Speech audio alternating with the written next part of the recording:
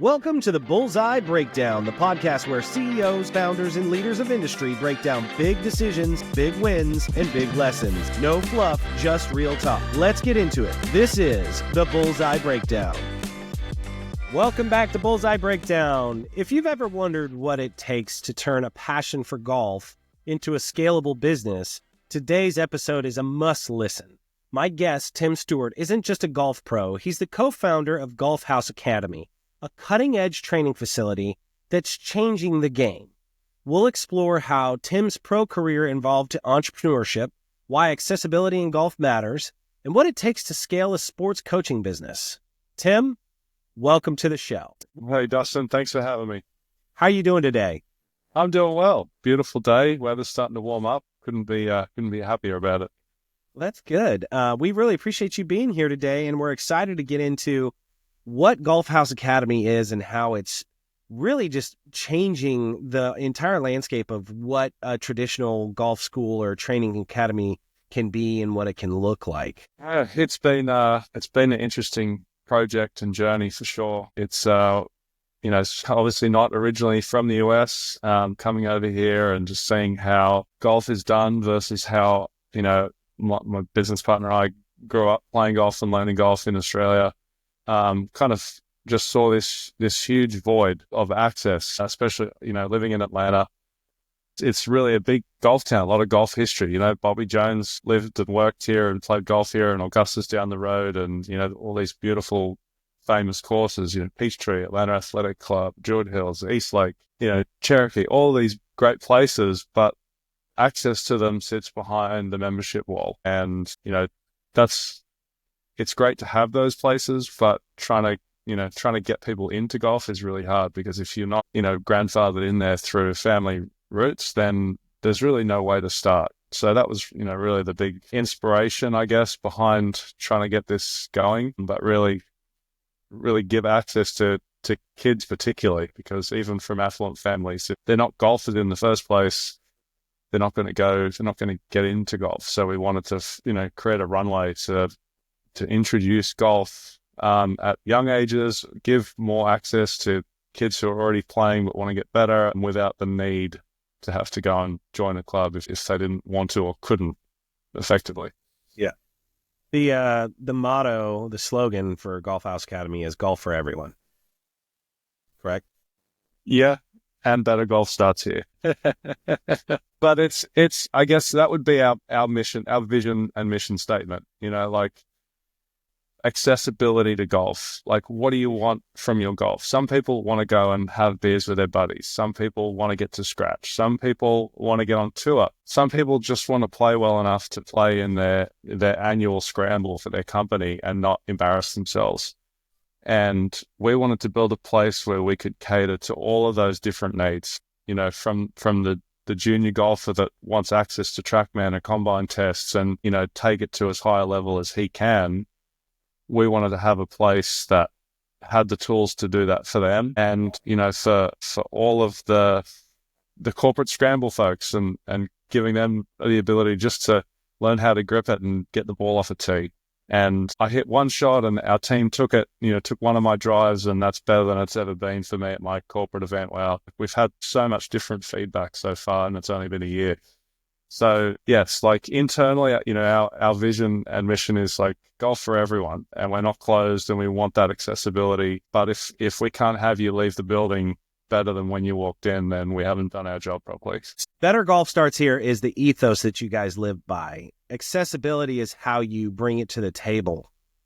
I love that you make golf accessible to everybody, and you make it not only accessible, but comfortable. I think that one of the main things when people look to try and learn how to play golf is they see it as a bit scary, and it's a bit daunting, and you don't really know what the best way to go about it. And I think that there's a lot of stigma behind the game in general. You guys are really working to remove that and truly make it accessible to everybody, whether it's young, old, taking the money aspect out of it, and you try and make your classes affordable for all, and really make it to where if you actually have a desire to learn how to play golf, you can make that happen at Golf House Academy. Correct? Absolutely. Yep. Absolutely.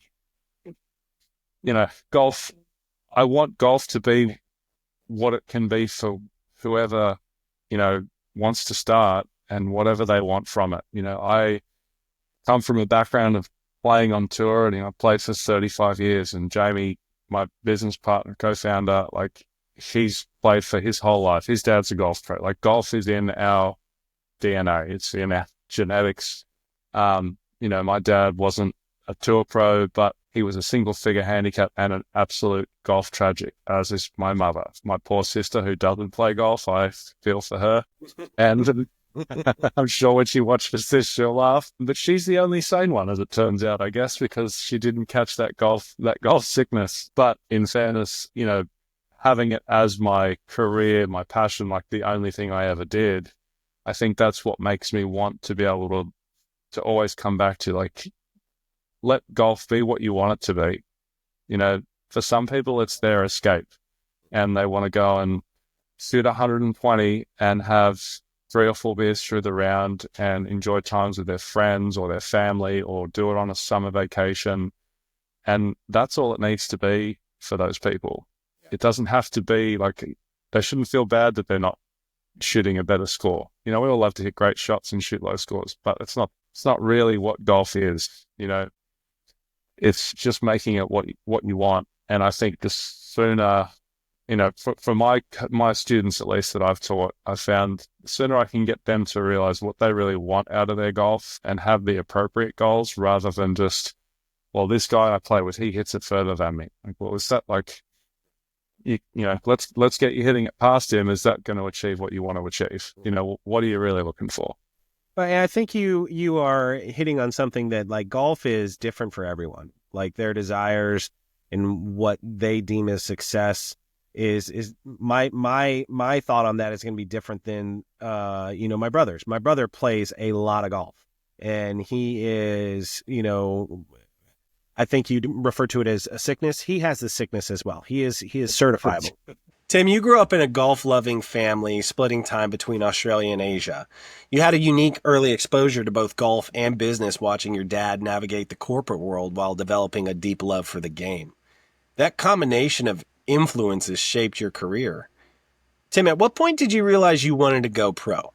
Well, 2005 was the first year I actually got through into the state team, and I played on they called it the Colts team, which is like the under 23. Mm-hmm. So there's like the open team, which is just how good are you? And then the under 23 is like a secondary division if you were young enough. Theoretically, the state team, like, you could be 60th, but if you're playing good enough golf, you're on the team. And that the interstate series for us in Australia would be the equivalent of like the NCAAs, the March Madness of golf, if you like, where all the states play against each other. It's a week of competition. You play every state, and then the winner wins the interstate series. And like, that's your state becomes the national champion. But rather than schools, it's the whole state. So you go from your region to your greater region and then to the state. So that was a huge milestone marker for me. I'm like, oh, I'm actually like making progress here. And so fast forward to like 2006, start to have some better results. The first tournament I finished ever double digits under par was the Riversdale Cup in 2006. My dad was caddying for me. Still felt very green, but I was playing some amazing golf and no idea why or how. It was just like my policy at the time was like, just try to stay out of my own way. I read a lot of Bob Rotella books. The golfers of the room will know who that is. But what's your favorite, Bob? Golf is not a game of perfect. I read that over and over and over. Like, I would read it every night. And the other really, really influential book I read that made an enormous difference, like it created a shift, was The 8 Traits of Champion Golfers, okay, which is John Stabler and Deborah Graham, which little lesser known, but I guess as a why guy, it gave some why to what I was feeling on the course and some things to adjust. And yeah, that really helped. I spent a lot of time because I just wanted to really get better. I just wanted to get better desperately. And then that year I was supposed to finish that diploma in June of 2006. And in the space of 2 months from that Riversdale Cup, I then, in April, I went down to Tasmania for the Australian Amateur, got through the stroke play, which was great. Like that was a huge goal of mine to like, oh, I just want to get to the match play. I'd always been a really good match player playing, for my club. We do these pennant matches. You play for a pennant, and it's like an inner club, but that's one of the selection criteria they use to get to the state team or national team, etc. And so my match play career had been pretty strong. And then I played a guy named Stephen Dartnell, who was on the national team at the time. And I'm just some kid, basically. Well, not kid. I was 21 at the time, who'd like done some stuff, but like, nothing special. So I'm thinking, okay, I'm here. I'm playing a guy on the national team. I'm just going to go out and play the best I can. I don't expect to win. I just go play. And played well and won that match. I'm like, oh, okay. Now I'm into the quarterfinals of the ODM. Like, this is awesome. I've already won at this point. Like in my mind, I'm like, I'm good. Like this is awesome. I'm just going to go play golf. And then in the quarterfinals, I played this guy, Michael Choi, super nice guy. And I would have held 400 feet of putts that day. Like I was just like holding putts like crazy. And then, so that got me to the semifinals in the afternoon. And who did I play? But Jamie Arnold, my now business partner. So this is kind of the first time we like really interacted. Like I knew his brother, Scott, more so. And at this point, this was like our first sort of closer interaction. We both played really good. We had our errors and our good points, and we were hard at the end of 18 holes, and it went to the 19th hole. So you go back down the first. I drove it into the trees. He, as always, piped it straight down the middle. I'm very pragmatic. So I'm in there and I'm going, well, there's this super high risk shot at the green, or like I just have to keep it in play. Like I just have to get out where I know I can do something. I'm putting well, like, let me just get it out here. So I just chip out to the fairway, and, I don't know whether it changed his perspective. There's a lot of things on the line. Like this is one hole to get to the final of the Australian Amateur, for us, biggest tournament that we're going to play in at that point. And he hit in the bunker. And so then I hit what I thought was a great wedge shot, and it was like 30 feet past the flag. So it's like, I'm like, oh, well, like it's been good, and I'm really happy with what I've achieved. And, as I'm walking up to the green, and he hits a good bunker shot out to like 6 feet, and I'm standing over this putt, and I remember it like yesterday. It's like a long time ago now, but look at this putt, and I was like, it's not that hard of a putt. Like, yeah, it's like 30 feet, but like it's pretty straight. It's downhill slightly. Like the greens, when you get to the end of a match play tournament, the greens are rolling perfect because you're getting so little traffic on the course, but they're getting that regular maintenance every day, right? And the greenkeepers want them to be pure. So by the time you get to like the quarters and the semis and the finals, everything's just pure. Right.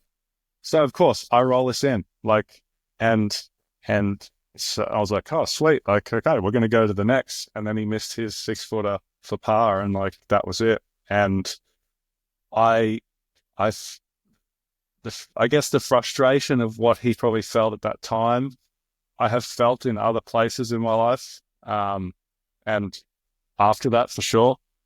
But that was our first kind of, time spent together. And then I went on the next day and ended up winning, won the final, 2 up on the last hole, 36 holes, 2 up on the last. And Jamie, he was out watching like the whole day. And one of the people who he was staying with, their daughter caddied for me that last day. And I look back at that and think, like, how many people are going to go out of their way to like actually follow what's going on? Like, not be like, oh, this guy, and then, get on a plane and go home like most people. He was out there and watching and wanted to support. And then when I won, like, super congratulatory. And we went out to dinner that night. Like, and I was on my own at this point. The guys I was staying with, they'd already gone. So I'm just on my own. I couldn't even eat breakfast that morning. I was so nervous. And they, took me out to dinner, and it was a real, like, I don't know, you don't get many people to do that. So that was our first kind of connection. And then fast forward, lots of different amateur events, traveling together. We ended up, within 3 months of that, I was like 4 in the world as an amateur from nowhere, and riding this train I was like, hey, I can go back and get educated anytime, but right now, like, I'm playing the best golf I've ever played in my life. I'm going to go play tournaments, and that's what I did. So had an amazing amateur career where Jamie and I traveled together a lot, and we became really, really good friends. And had a professional playing career. Played the British Open in 2009. It was my first year as a pro. Had a management company, and it was I was very green.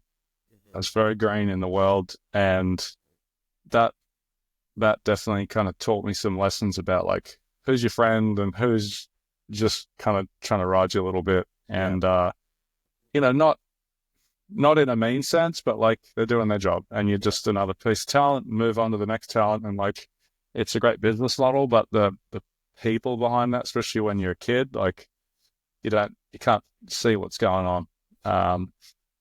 So yeah, that was kind of, what got me into playing, and I was lucky enough to play all over the world, Europe, Asia, US, obviously Australia, played in Russia, Kazakhstan, all over Europe, Africa. Yeah, there's really not a lot of corners I haven't covered with my golf bag. I would say, probably comfortably into the multiple millions of miles traveled. Trouble is they're on different airlines, so I don't get the perks of. If we could only go back 20 years and make some different decisions. I would have gone broke way faster. They're running the business too, so it's. You traveled the world, competed at the highest level, and lived the dream of being a touring pro. But at some point, you started thinking beyond just playing. When did the business side of golf start calling to you?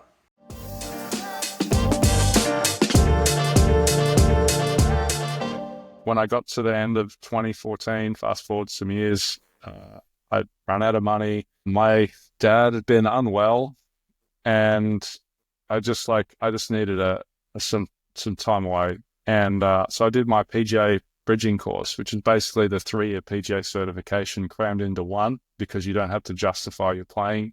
They're like, hey, you've been a member on tour for 5 years, so you can go and just do the academics basically, and the shop hours and things like that. So I did all that certification because I was like, this is just a natural thing. Like, I'm going to use this, and it doesn't take away the option of playing.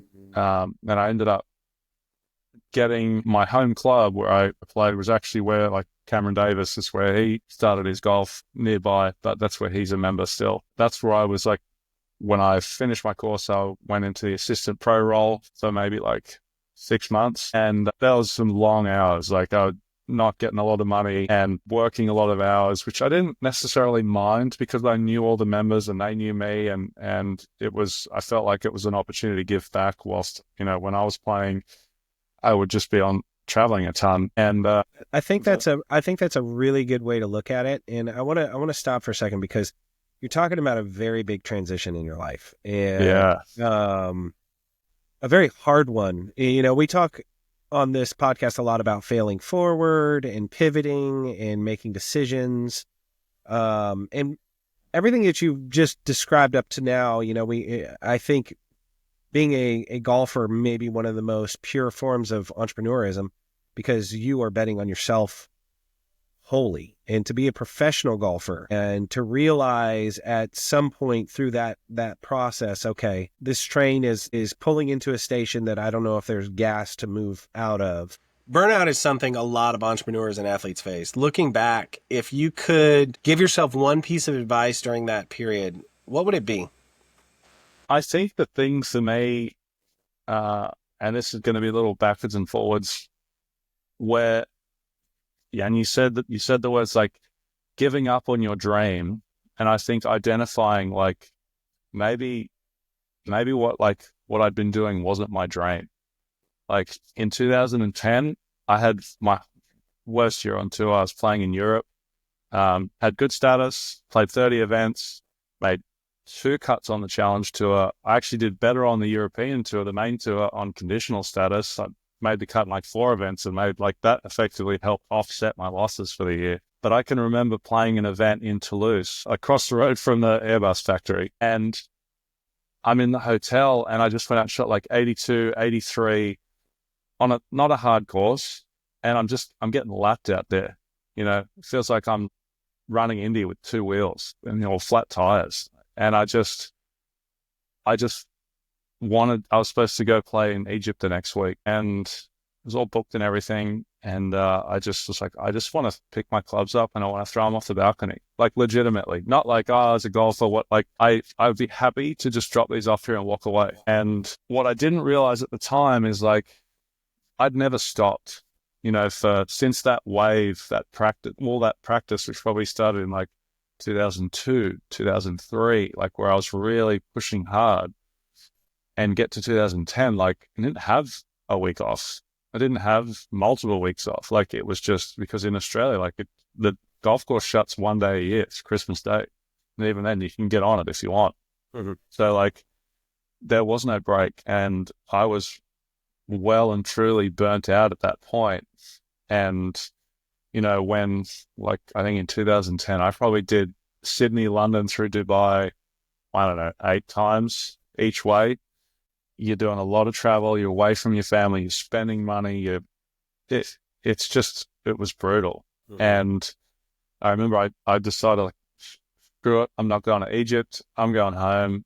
I need to just get my shit together. And I would get back to my parents' house, and I just lay in my room. I just didn't want to, I couldn't do anything. And my mum was quite worried, I think, at the time. One of the things I did do was go into the garage and repaint their outdoor furniture.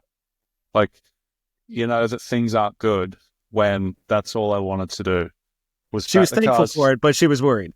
Oh, it came out great. I mean, when I put my mind to something, it comes out really good. But I did not want to be near a golf club or a golf course.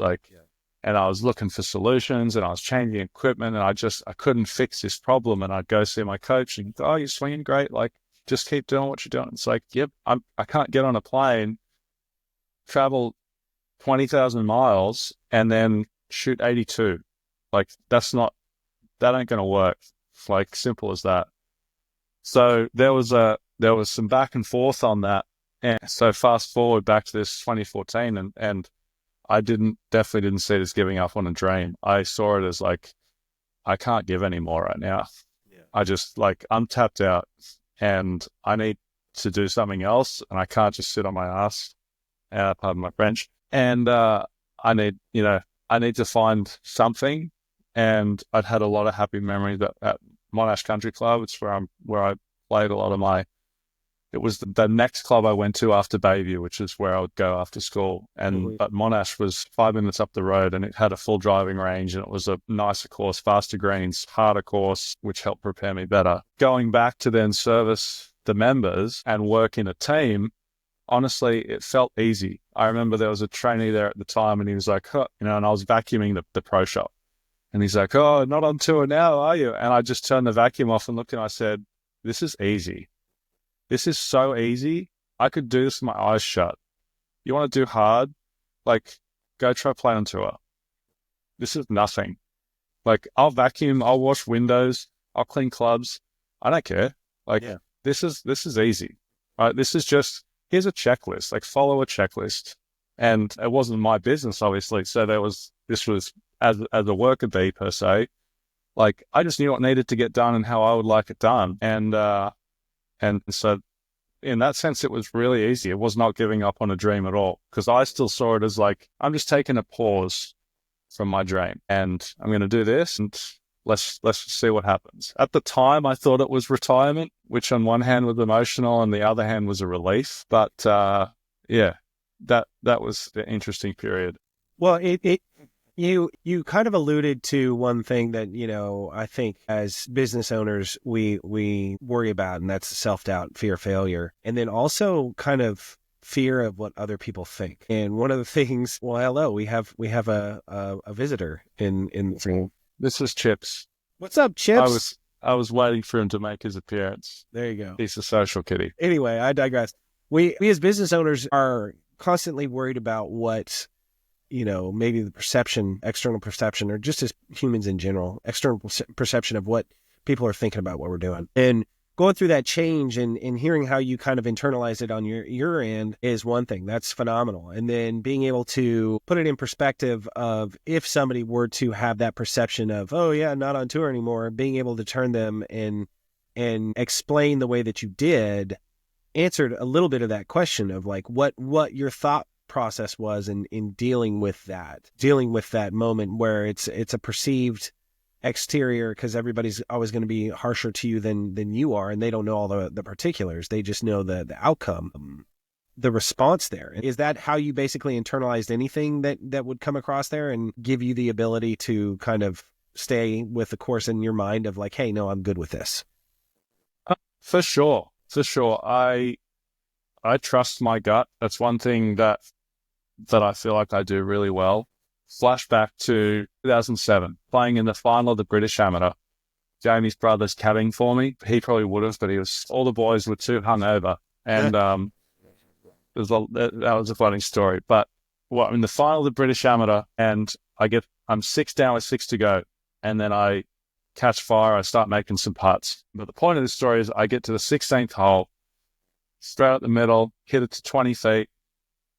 I was playing Drew Weaver. He gets it on the green. He putts first, and he putts his first putt up to like 2.5 feet. It's not in, but it's like, he's not going to miss it. And at that point, I don't know where I was in my head, but I just knew, I just gave it to him. I was just like, yeah, pick it up. That's good. And Scott, Jamie's brother, who was caddying, it's like, what are you doing? And I said, don't worry, I'm not going to miss this. It's fine. Like, nonchalantly, because I just look at this putt, I was like, I mean, there was no part of me that thought he was going to miss that little 2.5 footer. And I thought him having it there created doubt on my part. Whereas if I just take it, like, this is it, like, back against the wall, I'll figure it out. And of course, just rolled it straight in the middle, like, and off we go to the next. But that moment, like, what I would love to know, and this is the human condition, how do I get the keys to that door? Because I want to go find that door more often. I don't know where it came from. I don't know what inspired it. Every now and again, there was putts you look at and just like, no, this isn't missing anyway. So like, do whatever you want, but it's still going in the hole. And I don't know how to find that. I don't think anyone does. If they do, well, the kudos to them. They probably make a lot of money. If you figure it out, I would like to know as well. I know, right? Yeah. And so, yeah, the point of that was like, I trust my gut. And, that year prior to starting at Monash, when I was doing my bridging course, I had got to work, got to make money. I'm not just going to sit at my parents' house and hope for the best. Because I couldn't afford property in Sydney or rent for that matter. I was like $800 a week, and like, I'm not making that kind of money yet. And so I was driving like a limo service car, basically. Like, it was Uber Black, as well as some car service stuff, airport runs, which I hated. Sitting down is not good for me at all. It was good. It was a member from the golf club. He had a car that he's like, I don't really want to drive every day, so I'll rent it out to you. And so I drove Ubers and met some people, and I was like, ugh, I hate sitting in traffic for a living. This is awful. And one of my best friends, who, again, from where I used to practice all the time, he was the 2IC at a really nice club in Sydney at the time. And then he's like, hey, come do some hours out here. We need summer green stuff. So, yeah, started out there, get out there at 4:30 in the morning, rake bunkers, which then turned into cut fairways, cut rough, cut greens, like, learn more of that process. And honestly, that job, and it was an amazing team. He put together a really good team of guys. That was the best job that wasn't related to my career that I'd ever done. I mean, it sort of was. It was at a golf course, but it was like sitting on a $200,000 fairway mower and cutting stripes up a fairway is so satisfying. Inch perfect. It's tough to beat. Yeah. Tough to beat. And the anonymity of it, right? The golf club members, they don't see green stuff. Right. Like, I saw people I knew, and they don't even look sideways. They just drive by and say, and doing things like reversing a trailer tractor over a bridge to a green, like to dump sand in the bunk, things that I wouldn't have done otherwise. And that was a really phenomenal experience, which I would then go and practice after that on top of that. So at this point, like, I've gotten to a place from like, I know whatever happens, I can figure something out. If I've got to go like clean toilets, if I've got to go drive cars, cut fair, or do whatever, like I've got skills where I can survive. It's just about, what do I really want to do? And it comes back to what we were talking about earlier of like, what do you find enjoyable about golf? And you think me playing as a pro, like it should be competition, should be the answer, which like I enjoy it, but it's extremely draining. It doesn't build me up. It saps me immensely. And my stubbornnness is what keeps me going. But what I really love about golf, like what makes me feel good on a golf course is hitting pure shots. I could shoot 90, but if I could hit laser 3-irons all day, like that makes me feel happy. That builds me back up again. The score is really just what everyone else thinks of me, which comes back to what you earlier said, like when, people's perception, like I've got to put a score on the board so their perception is right. But I don't really care. Right. Like if I go shoot 8 under or 2 under or 2 over, like I kind of just stopped caring. And that was where I was like, I don't know if I'm really giving up on my dream. Maybe what I thought was my dream was not quite what I thought it was meant to be. Sure. You know what I mean? No, that's a great way to phrase it. And I think that dream over time can change too. People change, their desires change. I've changed my dream and adjusted multiple times. So I empathize with that thought process. Let's fast forward. All right. So you get to Atlanta. Yep. Because from that standpoint, you were working at clubs. And how did you get to Atlanta? How did you get to where you are today? Oh, I was the assistant pro at Monash, working under a boss, nice guy, did a lot of teaching, which was totally fine, but wasn't necessarily the best business owner in my perspective. And it just became untenable for me. And so I started shopping around, and there was a role at a really nice course called Terry Hill's head teaching pro role. And I was like, that's more my speed. That's where I can't work for someone else. I think I need to be my own boss because I'm far too opinionated and stuff and to just roll with it. So went to that club, started having a really good teaching business, great clients, great members, great customers. And I remember giving this bunker lesson to a gentleman, and he was talking about Chris Wood, who I played a lot of golf with Chris Wood. And for those that don't know, he played on the European Tour and, had a pretty solid career. And I was like, Chris Wood, I play with Chris Wood. That's it. I'm going back on tour. And I ended up quitting my job. At that point, I didn't quite quit. I was like, I'm going away for 2 weeks. I went and did the British Open qualifying just because, I'm saving money now. At this point, I'm like, well, what else am I going to do with it? So just screw it. I'm going to get on a plane, fly to the UK, did a British Open qualifier, missed getting into the next stage by a shot. And I was petrified. I remember just being so nervous. I'm like, well, if I'm nervous, there's something here.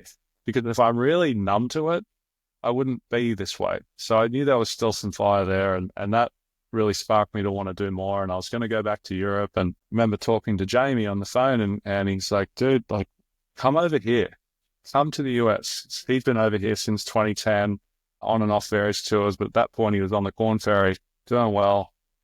And he's like, come over to Q School, come stay with me. I'll look after you. So anyway, he hooked me up with a good friend of his, and I got on a plane, quit my job, got on a plane, and just came over and stayed with this guy, who, long story short, was the neighbor of my now wife. He and his wife introduced me to Sarah, and that was in October of 2017. And now all of a sudden I've got a reason to come back. So then I was looking at Latin American Q School, and, logistics aside, it was, that's where the journey started. So even from in my chapter in the US started. So 2018, I was still playing in Australia, Asia. So I would be sort of commuting. I'd spend time in Oz, time here, a lot of time in the air. and then 2019 China, Asia, Australia, but based here. So it'd be kind of 5-week trips where I'd go for 5 weeks, come back for 10 days because there'd be 2 days of travel on each side and go again. And that was tough slog. 35 weeks a year on the road when you're based, half the world away was definitely tough on both of us. And then COVID. Yeah. So couldn't go anywhere. And that was where it was like, stand still and like, what am I going to do now? Like, it's a whole other reframe of like what you want to do with your life.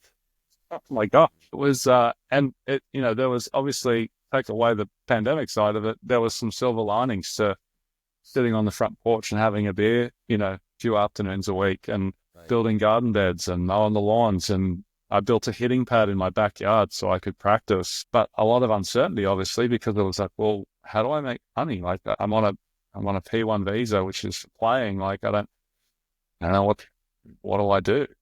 And then started playing with some guys and at Druid Hills and helping them out and started doing a few little casual lessons in the backyard. It was actually Mark, who my neighbor, who I stayed with when I first came over. He was like, "Oh, I want to get some lessons from you." And I was like, "Sure, like come on over." And so he had some good results, and I taught before, so I knew how to give a lesson. I knew what structure I wanted and how to deliver it. And he had a good experience. And then a few of his buddies came over, and before you know it, like I'm doing lessons out of the backyard into a net, which was staggering to me because I was like, who's going to come and pay me, $75, $80 for a lesson into a net when they're members at country clubs? Like, what's going wrong? What's wrong here? Which really only gave me more confidence, to be honest. Sure. Like, well, whatever they're being told there for twice the money, they're enjoying what I'm saying more so. And so that kind of morphed into doing some more teaching. And I managed to get some funding together to go back and play in 22 in Latin America. And that experience was like, traveling to South America was great, but the least enjoyable part was the golf. Yeah. And I found myself, being on the 5th hole going, okay, 13 holes to go, 7th hole, 11 holes to go. Like, and I just thought to myself, like, what am I doing? And I played some great golf. I really did. And it was that year in April that my dad passed away. And that kind of reframed a lot of things for me. That was a real major turning point, shock to my system, which made it really hard to keep playing. So I lost a lot of interest around that time. It just, didn't have my mentor anymore. And that was a real challenge for me to get past. That's tough. Yeah. So obviously, like, I played 6 events in 2022. There was a period, I actually had one of my best events in Argentina. The second round, I shot 6 under in it was 40-mile-an-hour winds. Next best score was 1 under. Like, I was playing great. Ended up falling off on the weekend, finished in the, mid-20s, whatever. And I'd planned to go visit my mum and dad straight from there. So that was like, I'd flown to Atlanta, to Buenos Aires, to Cordoba, and back to Buenos Aires, back to Atlanta, stopped here for a night, then LA, Sydney, saw my folks for 10 days. And he wasn't doing super great. But I hadn't seen them for 2 years because of COVID. So that was the first time I'd gone back since February of 2020, sure. Basically. So it was a big gap. It was a tough time for everybody, for sure. I don't, mine's not any more important than others, but for me, it was desperation to get back. And I think everybody can really empathize with you on that, though. It's a shared experience, and I think that during that time, you get a lot of people that are going to understand a little bit more. Yeah. So there's not to delve into life history too deep, but There is a point to this. I'll get there. And so I was there for 10 days, and then I got on a plane. Next event was in Brazil that following week. So I got on a plane from Sydney, LA, Atlanta, got in the evening. The following morning, flew to Sao Paulo, got in there Tuesday morning because I left Sydney on the Sunday, the Sunday morning, got in Atlanta Sunday night, flew overnight Monday night to Sao Paulo, got in Tuesday morning, picked up the rental car, drove straight to the course, played my practice round Tuesday afternoon, and back to the hotel Wednesday morning on the way to the course. And then I got the call that he passed away, which was obviously a challenge. And so I was, as you can imagine, a mess. Yeah. And I was with two really good friends who were playing on the tour, Corbin and Barrett, and I was lucky to have good people around me. They turned around back to the hotel, spent the day figuring out logistics, got on a plane out that night. And as much as they'll rail on the airlines, Delta found a way to make it work when there wasn't a spot. And I was very grateful at that point, because it was like, I would have tried, like, here, just take my credit card, whatever I got to do. And so I got on a plane back to Atlanta that night, picked up Sarah that same afternoon. So that was the Wednesday night. Thursday morning, get into Atlanta. Thursday night, fly out to LA, Sydney, get in Saturday morning. It had been 144 hours since my sister dropped me at the airport on the 644 hours before, and I'd gone Sydney, Atlanta, Sao Paulo, Atlanta, back to Sydney. It was all, I actually hit diamond just in basically that trip. And so it was, it was a rough time. 2 weeks out there, obviously all of that stuff. And I talk about this because that was probably one of the most significant life events for me, for sure. Like, I had grandparents pass away, or friends, or, that was a different, or broke up with girlfriends. Like, that was a different punch in the stomach that I'm sure others can relate to, but I hadn't experienced before. I unfortunately can relate as well. I lost my father, and so I understand completely. It's life-changing. You can't describe it. No. You can't describe it. So you don't want to try, and you don't want people to understand that either. Yeah. So I was, trying to put on a brave face and keep playing. And I went down and played an event in Mexico, and I was supposed to play 2 more events in Colombia. And then I got an invitation to play the Asian Tour International Series in Newcastle in the UK while I was there. I also had the flu whilst I was there. Thought it was COVID, but it was actually the flu because I didn't test positive for COVID. But so then I got the invite whilst I was in Mexico, got on the plane, flew to Orlando. Like, I made the cut and did okay. And then the next day, flew to Orlando to Manchester, drove to Newcastle. And for those that don't know, Orlando to Manchester is about 9 hours. Drove to Newcastle, played really pretty good, to be honest. And then just had a total brain fart with the putter or the last 3 holes of the second day, and missed the cut by a shot. And I was so just exhausted with life at that point. So, even trying to change my flight to an earlier flight, it was going to be $1,000. And my wife's like, "Oh, you should come back." And I was like, I'm just going to sit in the hotel room and wait for the right time. Because what's the point? I'm just going to spend all this money and, fly back and get into Orlando, and then Orlando to Atlanta, or delayed for 8 hours on the tarmac. And I was supposed to leave for Colombia to play that next event because I'd only missed the middle event. So I get back to Atlanta, no golf clubs, call the airline, where's the golf clubs? So I pushed my Colombia flight back. So then I'm trying to get in there Wednesday, and then the clubs didn't turn up again. And I was just like, oh my God, what? How bad can this get?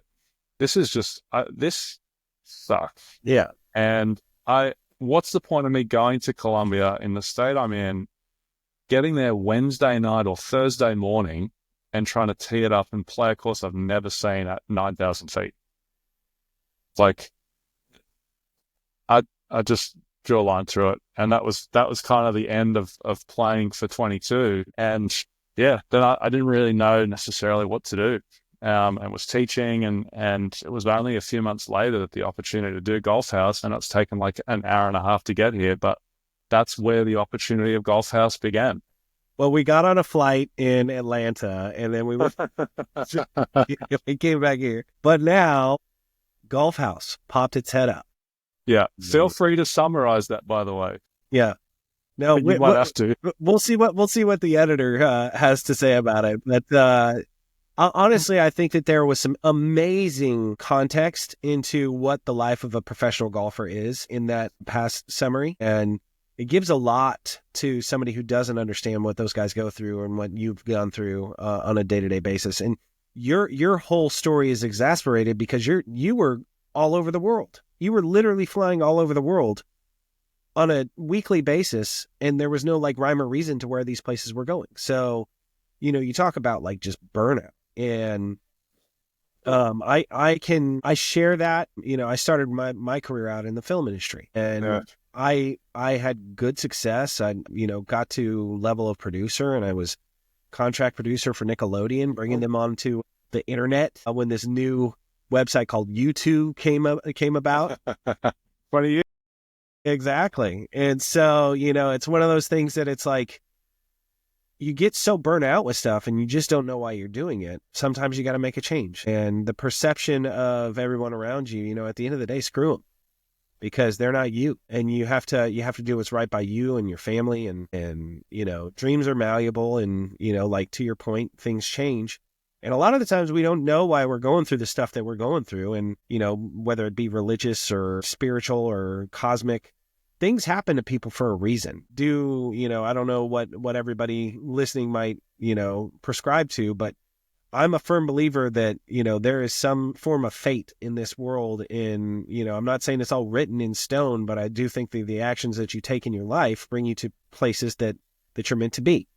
And knowing that you and Jamie were in Atlanta together, and knowing the circle that you were running with and how Golf House kind of came about, it makes a lot more sense. It makes a lot more sense as to why you want to make golf accessible, why you want to bring something to the table that is going to allow people to get involved in a game that you still very much love. It's not that you ever have said, I hate golf and I never want to play golf again. And I think that there are people that, the game is maddening, and that's not even taking into consideration all the ancillary stuff that you had to deal with in terms of traveling around the world. Just playing that much golf, I'm sure that there was infuriating moments alongside with those euphoric moments. So all that to say, bringing that context together to now be in a position where Golf House was starting to have a spark of an ember of a thought, you were much better suited than any other stage in your life to maybe drive that. And what's interesting to me is that you have done everything you can potentially do in golf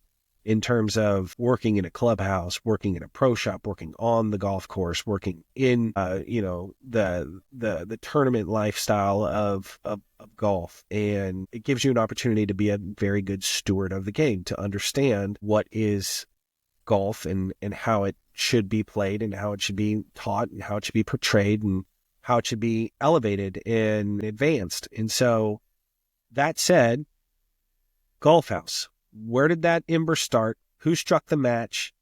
How did the fire begin? And how are you guys fanning the flames today? So Jamie obviously had, been over here for a lot longer than me, and had the thought of like doing some kids stuff on a smaller scale a few times. And then we'd spoken about trying to get a space and do it together. And coincidentally, I was playing golf with a guy that helped me out playing before. And he's like, I really want to do like a golf thing. What sort of golf thing can we do? And like, want to get kids and help kids out. I was like, well, this is the natural sort of melding of goals ultimately, and some goal alignment. And so that's sort of what connected the dots of, well, what we were going to do, which was this small little hall where just Jamie and I would do some kids classes and some lessons as a side project and still push to play, then turned into what is now Golf House, which is this a juggernaut in comparison, a Swiss Army knife of golf facility that does the high-end lesson and does all of the kids' programming. It kind of meets that need that doesn't really exist at a developmental level to a great degree in our area. That's what spawned it. And then, then we really started getting into, now we had this opportunity to have, at least have appropriate funding to do some of these things. We can make it cool because, one of the main things that the investor wanted was like, look, I want it to be cool. Yeah. So we as golfers, like, when I built my hitting pad in the backyard, it's like, I just need function. Like, here's my pad. It doesn't look great. There's wheelbarrows behind the net, but like, you can hit balls in here. And I was borrowing a friend's foresight, and like, we've got launch monitors out there. We're getting data, but it's kind of pieced together. So the aesthetic part of it, I'm a very functional person. So the opportunity to have it aesthetically pleasing as well was like, well, this is kind of cool. And also scarily expensive, which is like, was definitely an adjustment. But ultimately it was about creating a solid plan.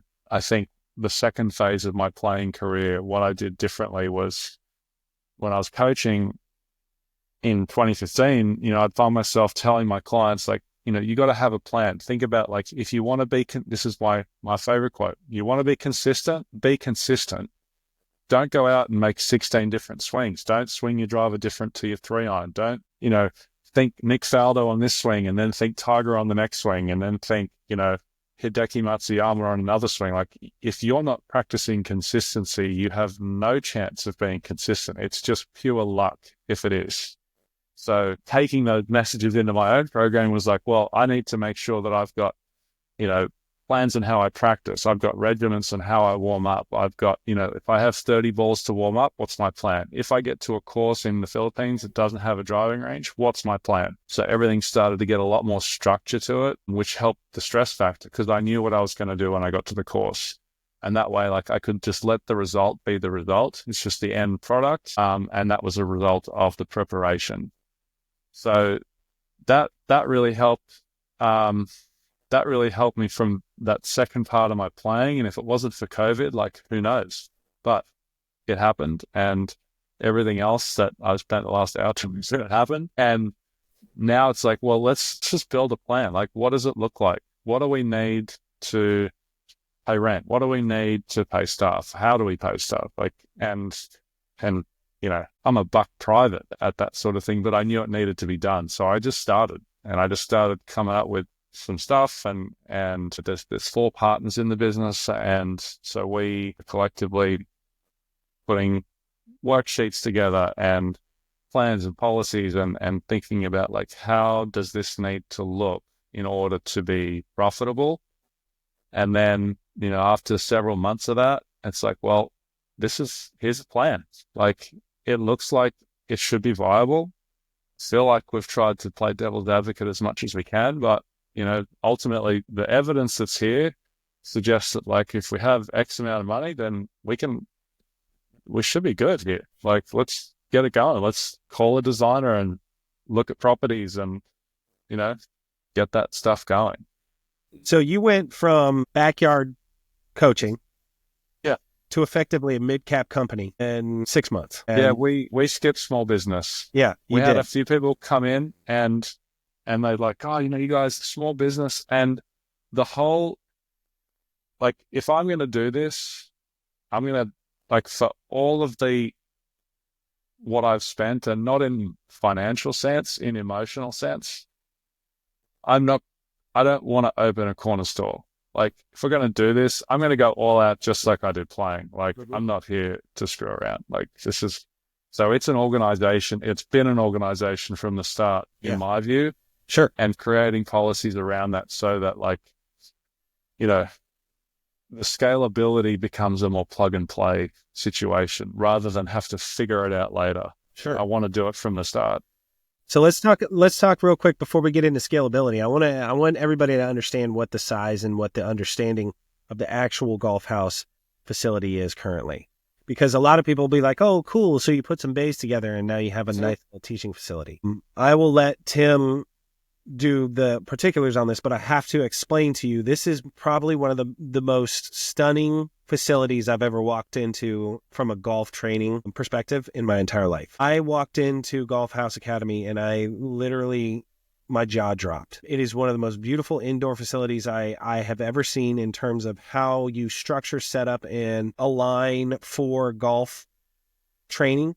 And ultimately, it does its purpose. You have set the bar in terms of like, you're not doing anything halfway. So what are the specs on the facility? So it's like 8,600 square feet. I think the internal wall is like 7,950 circa. I do the world of corporate real estate where they charge you for the outside, but you only get to use the inside. Right. It's just how the business is, but one of the many things I've learned along the way in recent years. And so it's about 8,000 square feet. We have 12 foresight simulators, a TrackMan simulator, putt view room. For the non-golfers, you'll be like, what the heck is that? Basically, it's 12 driving range bays in an indoor sense, air conditioned. We have a 3,500 square foot putting green that the vendors that we use is all of the highest end product we could find to replicate. We wanted to replicate the outdoors as close as we could, but still achieve what we put out in our spreadsheets of like, hey, I need to run X amount of classes per hour. And we do that with dividers that are retractable, that effectively cut our space into classrooms. The main coaching area, which is 5,000 square feet, 4.8, but they cut into 4, so we can run 4 separate classes at one time. But equally, if we're doing a corporate event, we could lift everything up and have the whole space open, have all the simulators in view, turn the simulators into TVs, have live music. We can cap the whole and turn it into a yoga studio if we wanted to. We wanted versatility. When we went to our designers, they really didn't know what to do. And that's not their fault. It's because what we did hadn't been done. And they weren't golfers. One of the designers on the team, one of the things she asked was like, oh, what are the holes for? And we're like, all right, this is going to be a process. We're going to have to be involved here.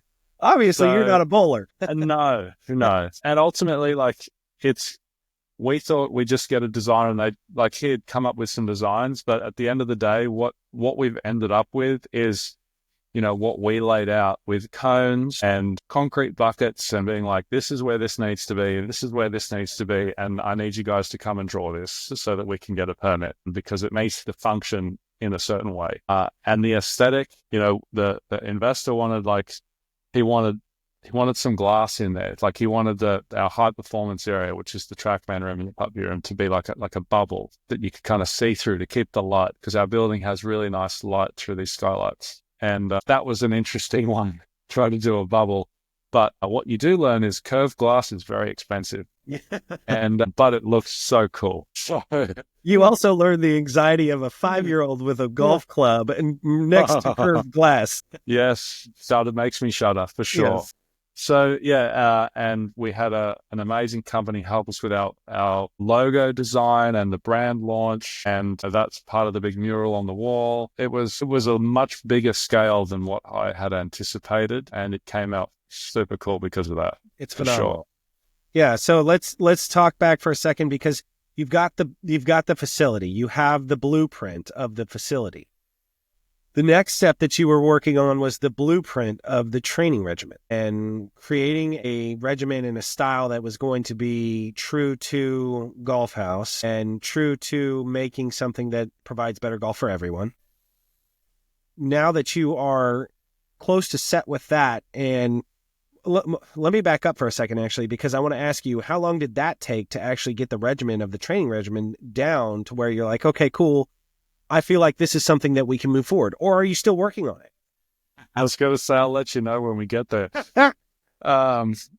It's when we started, and we the time plan was to have all of that totally nailed out. Me being the perfectionist that I am. By the way, if you're a perfectionist trying to play golf, it's always going to be hard. But me being the perfectionist I am, I wanted it to be like all, neatly tied up in a bow, ready to go at day one. And then we had a situation where Jamie and I effectively had to project manage the building, the construction, because the plans that had come from the designer didn't match the final plans. And day one of the construction, when they're laying out the walls for the high performance room, the wall was it was not in the right spot, just wrong, straight up wrong. And we're like, well, and I was actually in Australia, the first time I've been back for a year since previous visit. And I was like, what? Jamie calls me. He's like, dude, they're putting the walls in the wrong spot. So what is going on? And it just turned into a bit of it was a full-time job making sure things went the right way. And it wasn't so much from any of the contractors' issues. Like, our construction company was good, our designer was good. It just wasn't good communication. And so we just had to make sure things went properly. And that definitely got in the way of getting our training regiment where I wanted it, for sure. So, fast forward to opening day, like, it was like, hey, let's just try and do this. Unfortunately, we had to start with a bit of winging it. And as we went forward, started to create some structure. And I think I only really had some solid stuff down on print, I want to say in like September, and we opened in February. So I was not thrilled about that, but ultimately, you can't keep all the balls in the air. Like any good plan, you write the plan and then it doesn't go to plan. And so you have to write a new plan. And it's taken me some time to get used to that. Like, hey, there's just going to be an element of chaos that goes. And I'm sure for the more experienced business owners who are listening, that's like, yeah, you just have to get used to some chaos, that's been a big adaptation for me, for sure. Well, being able to pivot off of the understanding that, all right, the build out's not going correctly, so we're going to have to work on the curriculum downstream. It doesn't mean you can't open. I think that so many people get bogged down in the little things of the ruminations on decisions that if you don't actually just move forward, you will get stuck and get left behind. That's a common thread that we talk about. Almost every single person that's been on here has brought that up, that you have to make decisions quick. You have to keep them going. You can't get stuck or else you will not move forward. Absolutely. There was a podcast that I used to listen to before I played, and I need to find it, because that was one thing that really helped me deal with that. Brown, that's the guy's name. Les Brown was motivational speaker, professional motivational speaker, who, in his talks, he references tapes. That's how long ago it was. But one thing he said is like, if you spend all the time trying to get all your ducks lined up in a row, you'll never get anything done. Like, you just got to go try it. When it doesn't work, try something else. And I used to listen to that a lot before I played. So part of my pre-round routine was like, I'm going to listen to this, like, while I'm hitting balls and I've got my music in. I'm not actually listening to music. I'm listening to Les Brown, and I just listen to it over and over and over and over again, because when I was on the golf course, I don't look at it as a golf shot. I look at it as a problem. It's a problem-solving exercise. Like, okay, well, here's the hole, and I want to go here, here, here. This is my plan. Doesn't go to plan, because inevitably it won't. Form a new plan. And that helped remove the emotion from it. And that helped, like, shoot better scores ultimately. Like, then I'm playing chess and not emotional checkers. And so that same thing, it's like, look, we're going to open. I don't know what's going to happen, but I'll try to cover as much as I can, and then let's just see where we go. As soon as we start to see the holes, let's put a cork in it and figure it out and move on to the next hole.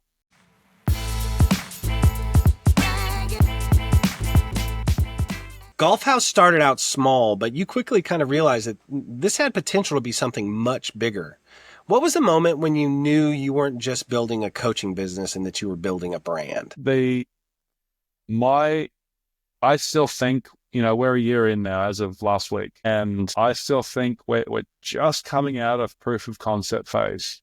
So like, we see the market, we're seeing what has worked and what hasn't worked and the adjustments we've had to make.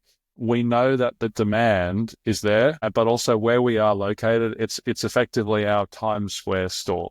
Like, Apple has a Times Square store, and I'm sure it's really expensive, but it's important to have that visibility. So like realistically, this store, if we get to a point where we can open more, will probably be our least profitable. But looking at it from an organizational standpoint, like, it's essential because it creates the visibility and the buzz, and it's is that sort of space, if you like. So all of the systems like that, I'm the systems guy. So making sure that we have a blueprint for, well, how do we like our server room laid out? How do we, our booking system that we use it can be a little clunky at times, but it does scale to multiple locations. It's not an extra fee. Our website, like, it will be the same website. You then select your location, like, and the customer gets to choose their home location. So the only theoretically, the only real headache of a new store is just the plug and play, like the build out. And then it's like, oh, we just need it. This is what it needs to look like in the space that's available. And addressing the needs that, like, we see across, like, this thing in Atlanta with access. It's not the only place. This is something that the Southeast probably has. Like, I know you see more munis out on the West Coast, but at the very least, the Southeast of the US, like, this is a pertinent issue that we've got a solution for. Yeah. But in not only that, you have separate challenges too in looking to scale, right? So a lot of the country is feeling an employment strain, but for what you do, you have to have people who are certified in various different levels in order to be able to train effectively. And that's paramount to you, is to make sure that those people actually have that credibility, and you're not just going to something, I won't mention any names, but a lot of the other training facilities that are available are not necessarily PJ certified trainers that are and coaches that are going to be working with you. So that puts you at a bit of a disadvantage, but also at an advantage at the same time, because you know that the people that you're going to hire are going to be a higher caliber, but they're harder to come by. Does that factor into you kind of being cautious in how you're expanding? To a degree, I think that's part of proof of concept, in that not just solving the customer's issue of somewhere to play, practice, get better without having to join a club, but also how do we teach our brand of coaching more so, and taking ownership of that, where we can be a place to breed more good teachers under the auspices of our style of coaching, our method per se. Not that it's like technique method related, more in how to communicate, how to make sure that the customer gets the experience that they want under an ethos. And like, we're still kind of working on that, but one of the opportunities, like, I'm a Class A PGA member. So when we're looking at recruiting new staff, the ability to complete your Class A certification at Golf House could be more attractive than going to a golf club, where, whilst you miss out on the golf course, you don't have golf carts and clubs to clean, and really too many store hours. Sorry, there's cats fighting. Too many store hours going on that take you away from, like, if you want to be a teacher, like, well, come and teach. Like, we can have you teaching 30 hours a week. Like, you're not going to get that kind of access at a club. And some of that has delved into some of the labor law issues around what golf clubs have to deal with and why they do what they do, in terms of, how to deal with with associate PGA members who are aspiring to do more teaching but just don't have access to it. So it's trying to turn what potentially could be a weakness more into an opportunity. And then as we have more stores, now we have a runway of, like, here's our training program, and the ideology of, I want to train my replacement. I heard that recently, and it really stuck, because it's so true. It's like, if I wanted to teach full time 50 hours a week, I wouldn't be doing what I'm doing right now. Like I would have just stayed what I was doing and built up my own little business, and that's fine. But I enjoy teaching, but like playing, it does drain me. And so I found that, getting beyond 10 hours a week gets to be quite a challenge mentally while still trying to manage everything else going on. Yeah. Well, in the training your replacement theory is so, it's a juxtaposition because I think in corporate America, people are afraid to train your replacement because then I can be let go. It's like a fear statement, right? But the reality is, and I abide by that too. In every role that I've ever done or anything that I've ever done, I've always tried to train my replacement, because once you have somebody that can quickly fill your shoes, and if you are valuable, then you can quickly move up. And from a CEO perspective or from a founder perspective, once you have somebody that can fill your shoes, then you can remove that from your 80-20 principle and give comfortably the responsibilities that you no longer have to manage, so that you can more effectively work on the business, where you can sit down and build out the curriculum, when you can look and try and figure out where the next move is, where you're trying to look at real estate for opportunities for growth. But if I'm hearing you right, like it sounds to me that your main concern with scalability is making sure that you have the foundation set so that whenever you do open up that secondary, tertiary location, that it is going to run in the manner that is consistent with your brand that you have set forth. Because you guys have a great brand. You've done an excellent job up to this point to set what that brand is. And as we are working, on a daily basis with the company to try and assess how to best push that brand out, you are taking an opportunity to get that foundational SOP of moving into that next level correct, so that there's no questions. There's no issues. It flows. Like you said, there's a runway. You have the ability to bring in people and quickly train them into your methodology and give them the opportunity to train their replacement, so that as the business is growing, you can effectively place these players in, or, I say players in the sense of players in the business, not necessarily golf players, but you can take these assets, you can take these employees who now understand the process and move them and give them opportunity of growth that is outside the range of how the traditional PGA Pro growth happens.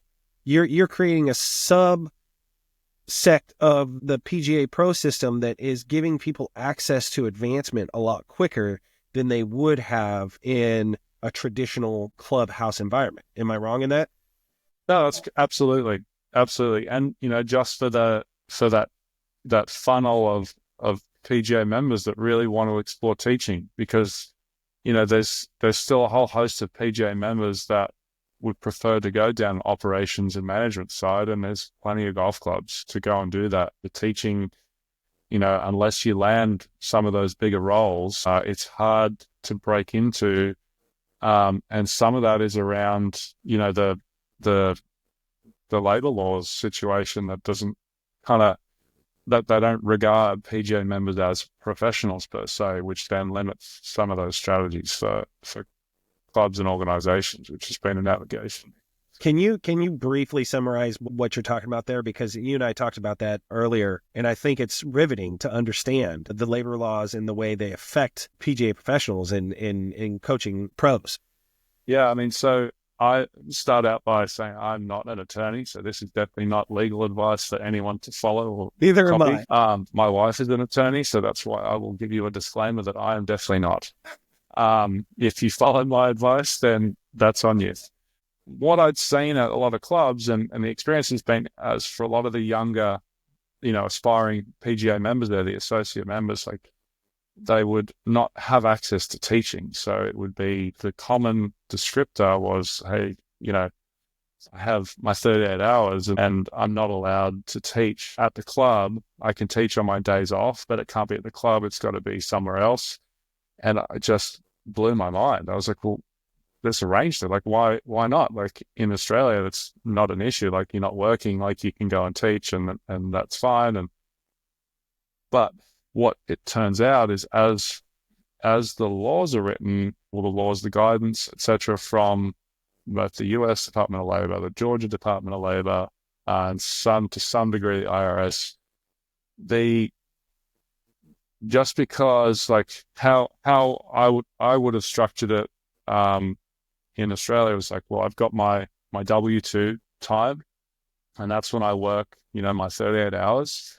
And then here's my 1099 where I go and do my teaching, and then I take that and I deal with the tax obligation on the 1099 side when that comes. At that point, that maybe because the money's going through the club, and then I would invoice the club, and there's the 1099 at the end of the year, etc.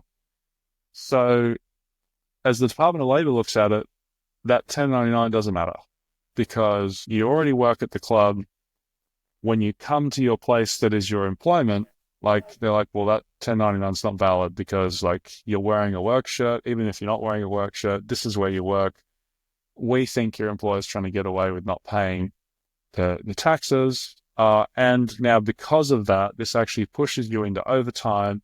And how your overtime is calculated is when you got paid X amount for your 38, we'll call it 40, you got paid for your 40, and you did 10 hours of coaching. So you did 10 lessons at $100, there's another $1,000. So we're going to take that $1,000, add it to the $1,400 or whatever you made for your 40 hours. That's $2,400. We're going to divide that by 40. That's your actual calculated hourly rate. Fund that by 1.5. And then that's how much overtime you owe.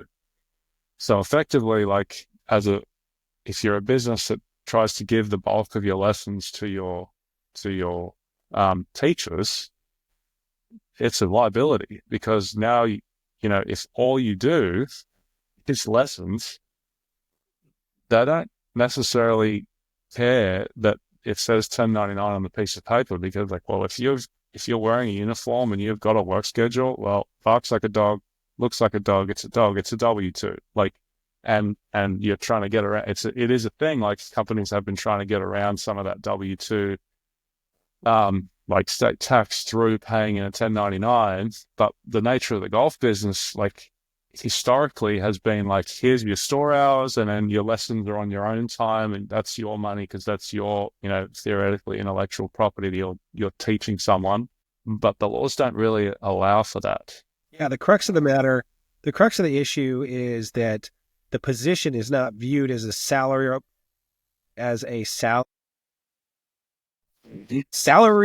position. Is that the word? The position is not deemed salary worthy. Is that correct? Correct. So it leaves clubs in a place where, well, we can't really, if we've got 6 assistant or 6 associate members, this could be, if it comes back and there's something comes up, then they're gonna look at it and audit, and then this is a liability for the business. So what the clubs are left to do is you work your 38.5 hours. There's a little bit of buffer time there for early arrival, late arrival, etc., so it doesn't go over 40. And you're teaching. It's not on property. It's somewhere else on your own thing. And which is so. And even playing golf with the members, that's a dangerous one because if someone does their 40 hours and then a member goes, hey, come play golf with me, I'll buy you a drink afterwards. They're out there for 4 or 5 hours. I mean, technically they're at work.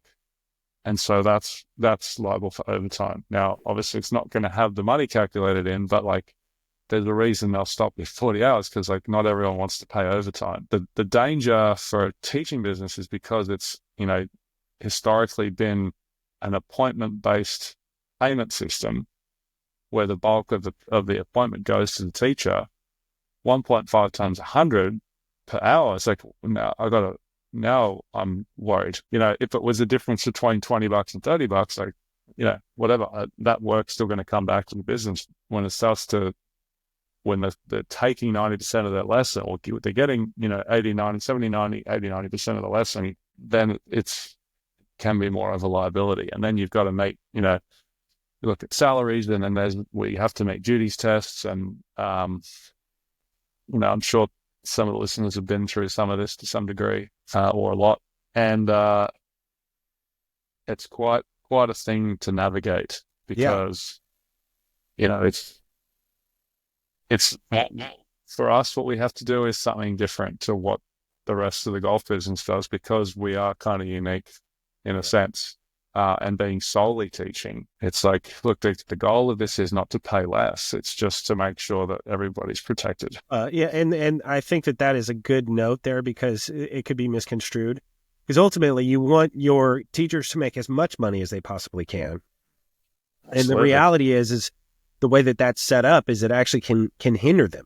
So just to clarify, the whole confusion here is figuring out how to compensate the teachers in the best manner possible while navigating the laws that are going to hinder, restrict, or reframe that. So that's very intriguing. Yeah, it's been a learning curve for sure. Well, when do you think you're going to have 15 stores up and running? I imagine, I hope for that day.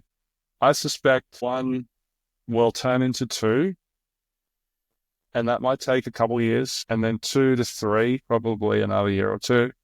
And then I feel like we could go 3 to 5 to 8 to 10 pretty quick. I think for us as an organization, the profitability lies in the expansion, because we have a reasonable amount of overheads that won't change. Obviously, new property, new staff, new problems, it will have its own costs, but things, like the website and the booking system, like a lot of that is already paying that. And the system we use is scalable to multiple locations. So it's not even an incremental cost addition. It's the same. Mm-hmm. So all of a sudden that expense halves between 2 locations. So 15, boy, it'll be nice. Might be 6 to 8 years. Hopefully, I think my age still has a 4 in front of it. Yeah. That's funny. That's the goal. As long as you're in your 40s, then you're good. Exactly. No, I think that's honestly, I think it's sooner than later. But to your point, I think that the trajectory in which you're pushing that out is very, very sustainable, because ultimately, like in all the information when you're talking about expansion or franchising, however, whatever model you're going to look at, the key is to have 3 to 4 locations within a manageable distance from one another to make sure that the system is working properly.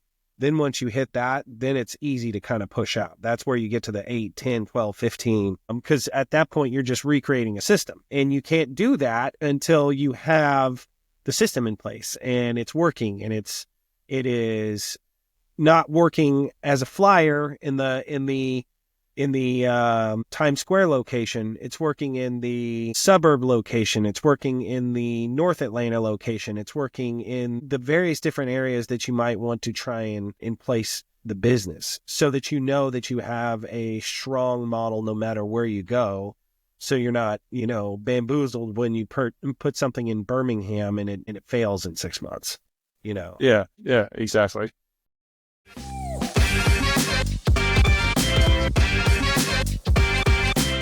Technology is evolving fast in golf, and you just got back from the PGA show. What are the biggest innovations that you saw there that you think are going to shake up the way golf is coached and played? I think the big one is 3D. So from last year to this year, I think there might have been 3 or 4 3D booths. And when I say 3D, I mean 3D golf swing analysis, like human motion analysis, things that are used in other, like in Olympic sports, and that's now kind of coming to a retail space for golf.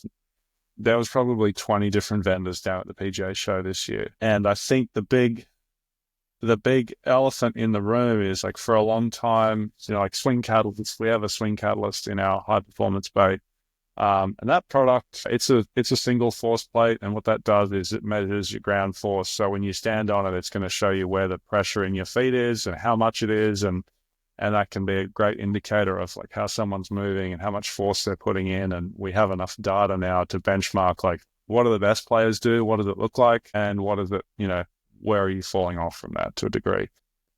But really it's these, the iPhone, the triple camera, that's probably the thing that's going to start really making a difference.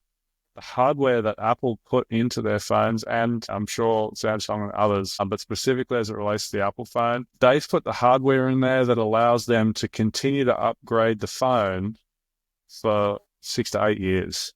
So like, I've got a 14. For anyone who's got a 16, it's the same camera. same hardware. It has additional software to help access more of what that camera can do. So rather than have a plate, you just have two iPhones, which, at 1,500 a pop, it's a lot cheaper than a force plate. Sounds like a lot, but when you're giving a 3D lesson for $180, and you can use an iPhone and matching that against what the force plate's measuring and getting the same numbers just based on the camera. So what a TrackMan does for $30,000, like the iPhone can do similar with the right kind of programming. It's well above my pay grade of programming, but have seen some of it in action, and it's pretty cool and it's pretty accurate, which is kind of crazy.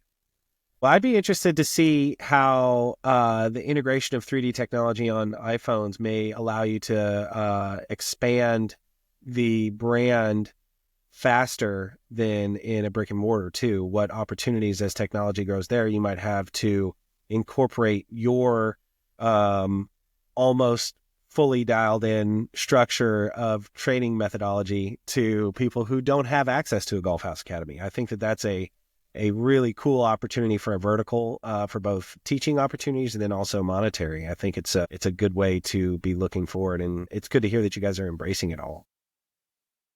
I think the hardest thing for us through this whole journey is that there's so many different avenues. It's like standing there and there's 50 different streets to go down, and you want to go down them all at once, but you got to go one at a time. Like, let me ask you, because this is a perfect segue. This is an opportunity for you to tell us how you're hitting the mark.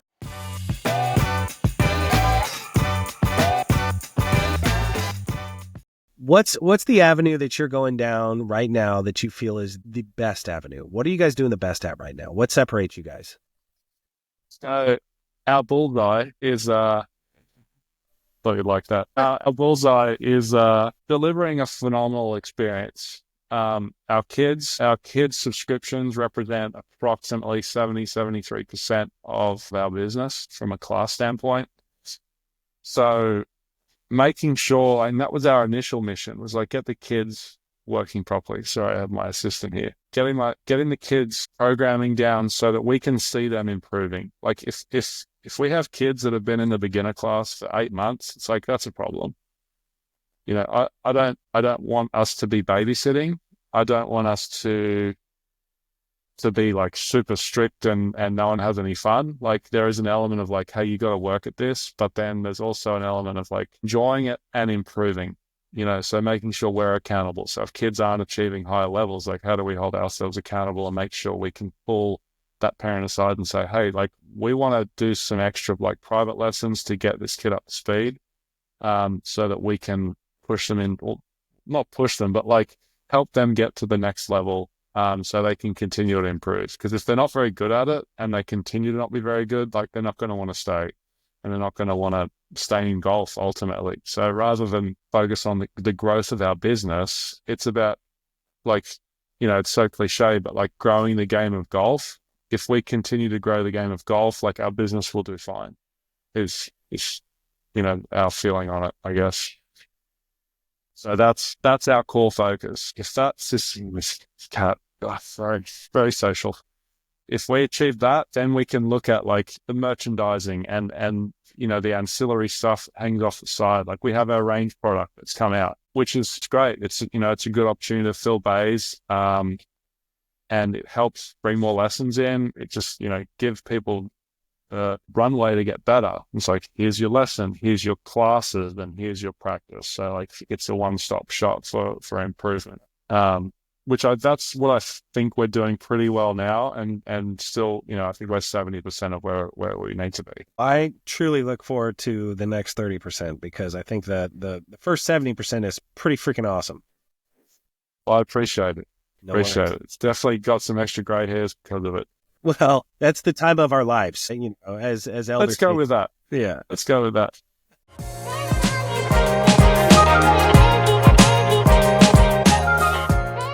All right, let's wrap this up. As a takeaway shot here, Tim, if you could leave our listeners with one piece of advice, what would you say? Don't let other people dictate what you're thinking and what you want to do. Just do it. And I mean, everyone says this, but keep failing. because eventually you won't, having failed a lot. That was an incredible conversation with Tim Stewart. His journey from pro golfer to entrepreneur is a masterclass in resilience, adaptability, and vision. If you're in Atlanta, you need to go check out Golf House Academy. It's not just a training facility, it's a revolution in how golf is taught and experienced. Find them at golfhouseacademy.com and follow them on social media for more golf and business tips. If you got value from today's episode, do me a favor, subscribe, drop a review, and share this with someone who needs to hear it. Until next time, stay focused, keep learning, and keep aiming for your bullseye. This has been Bullseye Breakdown.